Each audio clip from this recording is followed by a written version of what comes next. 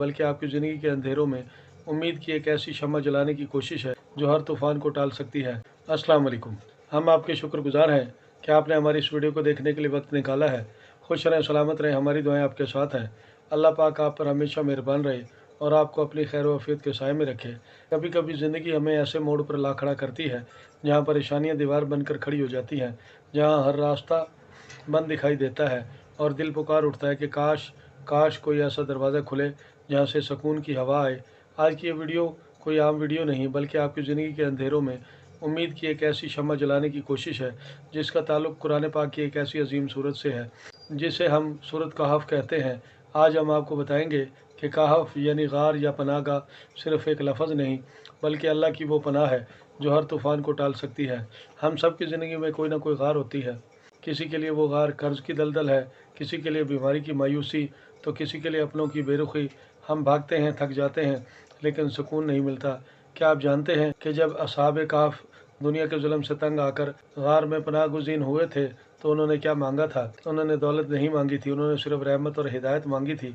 आज हम सीखेंगे कि इस कहफ यानी पनाहगाह को अपनी ज़िंदगी में कैसे लाना है और कैसे अपने हाथों से अपनी तकदीर की तंगी को वुसअत में बदलना है। बहुत से लोग पूछते हैं कि लिखने से क्या होगा। देखिए, जब हम अल्लाह का कलाम या इसके किसी राज को कागज़ पर उतारते हैं तो दरअसल हम अपने इरादे को अल्लाह के हुजूर पेश कर रहे होते हैं। ये अमल आपके यकीन की गवाही है।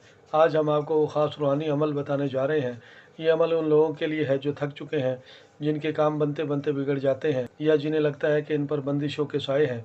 अगर आपने अभी तक हमारे इस चैनल को सब्सक्राइब नहीं किया तो सब्सक्राइब कर लें, और अगर आपको हमारी ये वीडियो अच्छी लगे तो इसे लाइक और शेयर भी लाजमी कीजिएगा।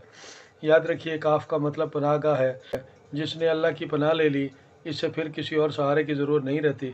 वजीफ़ा या अमल सिर्फ़ एक चाबी है। ताला तभी खुलता है जब आपका हाथ यानी ईमान मजबूत हो। अगर आप भी किसी ऐसी मुश्किल, ऐसी परेशानी में हैं जिसका हल नज़र नहीं आता, तो ये अमल आपके लिए तीर बहदफ साबित होगा। इस अमल को शुरू करने से पहले आपने अपनी इस्तात के मुताबिक नकद रकम सदका देनी है और फिर शब जुमा को इशा की नमाज अदा करके एक सफ़ेद कागज़ लेकर इसके दरमियान में सूरत कहफ के इब्तदाई आयात ज़ाफ़रान से लिखनी है। अब अपने मकसद को ज़हन में रखते हुए एक बार मोहब्बत और तवज्जो से सूरत कहफ की तिलावत करके इस कागज़ पर फूंक मार देनी है। आपने रोज़ाना की बुनियाद पर इस अमल को 7 दिन तक करना है और रोज़ाना ही कागज़ सामने रख कर उस पर दम करना है। अमल ख़त्म होने के बाद इस कागज़ को अपने पास रख लें। आपने ये अमल जिस मकसद के लिए किया है, इंशाअल्लाह वो मसला जल्द ही हल हो जाएगा। आइंदा फिर किसी नई वीडियो के साथ दोबारा हाजिर होंगे। आपसे फिर मुलाकात होगी। अपना ख्याल रखिएगा। तब तक के लिए फ़ी अमानिल्लाह।